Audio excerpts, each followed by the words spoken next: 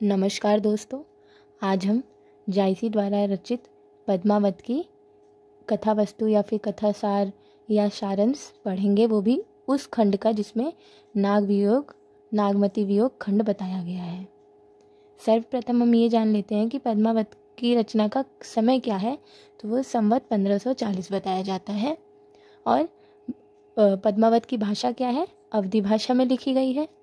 सर्वप्रथम हम प्रस्तावना लिखेंगे और अपने प्रश्न का आरंभ करेंगे। नागमती का वियोग वर्णन हिंदी साहित्य के अंतर्गत वियोग और विरह वर्णन की अमूल्य निधि मानी जाती है और यह वियोग वर्णन मलिक मोहम्मद जायसी द्वारा रचित पद्मावत महाकाव्य के अंतर्गत आया है। ये प्रश्न भी पूछा जाता है कि पद्मावत महाकाव्य है या नहीं है, तो ये चीज़ भी आप याद रखिएगा। पद्मावत एक तरह का प्रेम और विरह का काव्य है। राजा रतन सेन जब रानी पद्मावत को प्राप्त करने के लिए नागमती को छोड़कर जाते हैं, तब नागमती पति के वियोग में और विरह में व्याकुल होकर तड़पने लगती है। उसके जीवन का एकमात्र आधार उसका पति है, जिसके अभाव में उसका जीवन निष्प्राण हो जाता है। आचार्य रामचंद्र शुक्ल नागमती के वियोग वर्णन को पद्मावत का सबसे सशक्त पक्ष मानते हैं। उनका मानना है कि नागमती रानी है, लेकिन विरह में वह अपना रानीपन भूल जाती हैं और एक साधारण स्त्री की तरह आचरण करने लगती हैं। उनके विरह की तीव्रता इतनी अधिक है कि पशु पक्षी फूल लता के साथ पूरी प्राकृतिक उनके विरह में शामिल हो जाती हैं। अब हम देखते हैं नागमती का वियोग वर्णन। जायसी कृत पद्मावत श्रेष्ठ प्रेम काव्य है, जिसमें प्रेम के विरह अथवा वियोग पक्ष की महत्वता स्थापित की गई है। इसके अंतर्गत नागमती का वियोग वर्णन एक विशेष प्रसंग है, जिसे हिंदी साहित्य में बहुत महत्व दिया गया है। आचार्य रामचंद्र शुक्ल के अनुसार नागमती का वियोग वर्णन हिंदी साहित्य के अद्वितीय रचना है। इसमें विवाहित स्त्री का अपने पति को खोने का अत्यंत मार्मिक भाव व्यक्त हुआ है, जो पूरी तरह से भारतीय परंपरा के अनुकूल है। नागमती के वियोग वर्णन का कारुणिक प्रसंग पद्मावती और रत्नसेन के प्रेम प्रसंग के अंतर्गत समाहित है। हीरामन शुक से रानी पद्मावती की सुंदरता की प्रशंसा सुनकर रत्नसेन रानी नागमती को छोड़कर सिंघल द्वीप चले जाते हैं। उसकी याद में नागमती व्याकुल और विरह संतप्त है। वह एक रानी है, लेकिन वह एक साधारण स्त्री की भांति रोती हैं। वह बाग में पेड़ों के नीचे रात भर रोती फिरती हैं। उनके सामने कोई भी पशु पक्षी जो पेड़ कुछ सामने हैं, उनसे अपना दुख सुनाती हैं। वह सब पशु पक्षियों में सहानुभूति व्यक्त करते हुए अपने पति को अपना संदेश देने के लिए कहती हैं। हम इन दोहों से देखेंगे कि वो कैसे अपना संदेश पशु पक्षियाँ हमारी प्रकृति को देती हैं।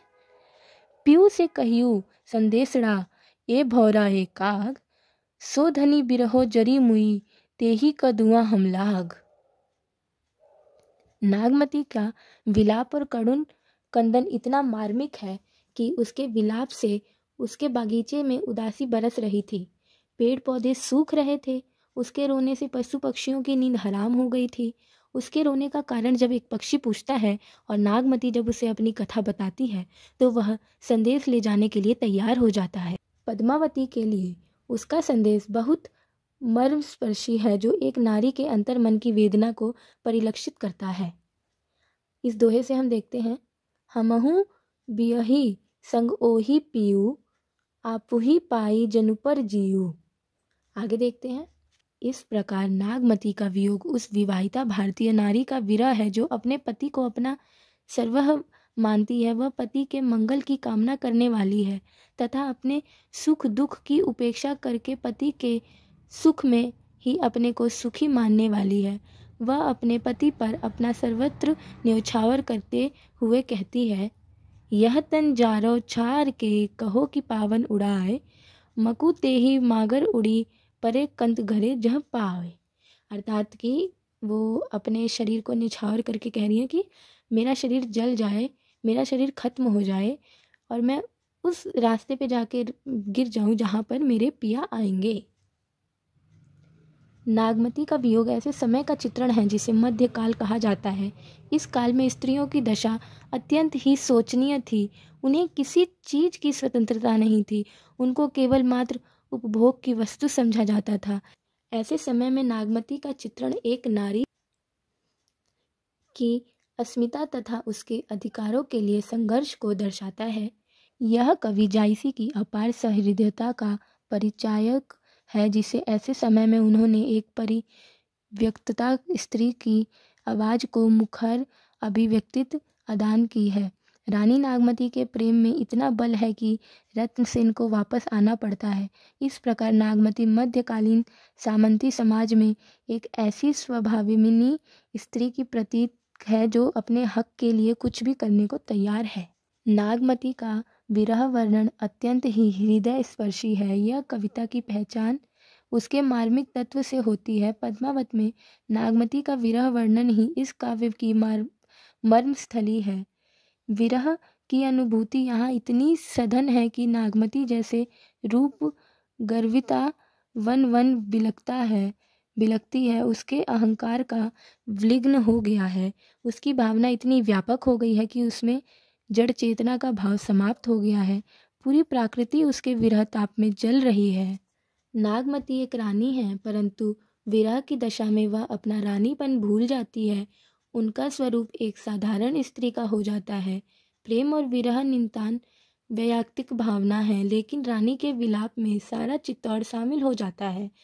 वैयक्तिक भावना सार्वजनिक भावना से तब्दील हो जाती है। रानी नागमती की आवाज़ उस पूरे इतिहास की लोक आवाज़ बन जाती है। नागमती एक आदर्श पत्नी है और पति के वियोग से बढ़कर उसके लिए कोई दुख नहीं है। उसके विरह वर्णन के लिए जायसी ने 12 मासे का सहारा लिया है, जो परंपरा से चली आ रही थी। 12 मासे के द्वारा कवि भिन्न भिन्न ऋतुओं में लोगों के विविध मनोभावों का सूक्ष्म चित्रण करता है। इसके द्वारा जायसी ने प्रकृति का अत्यंत मनोहर और मनोहारी चित्रण किया है, परंतु विरह की अवस्था में वे सभी सुखद दृश्य नागमती के लिए और भी कष्टप्रद हो जाते हैं। चौमासे में रानी नागमती की दशा एक सामान्य स्त्री की भांति घर को व्यवस्थित करने को लेकर है। तो वो इसमें क्या कहती हैं कि हम इस दोहे से समझते हैं। पुष्य नखत सिर ऊपर आवा, हो बिनु नाह मंदिर को छावा। इसी प्रकार उनकी चिंता और बढ़ जाती है और वो क्या कह रही हैं। तन तिनउर भा झूरो खारी, भई बरखा दू आगरी जारी। इन दोहों से हमें ये समझ में आ रहा है कि जैसे एक गांव की साधारण स्त्री होती है और अपने यहाँ मंदिर का अर्थ है घर, मकान।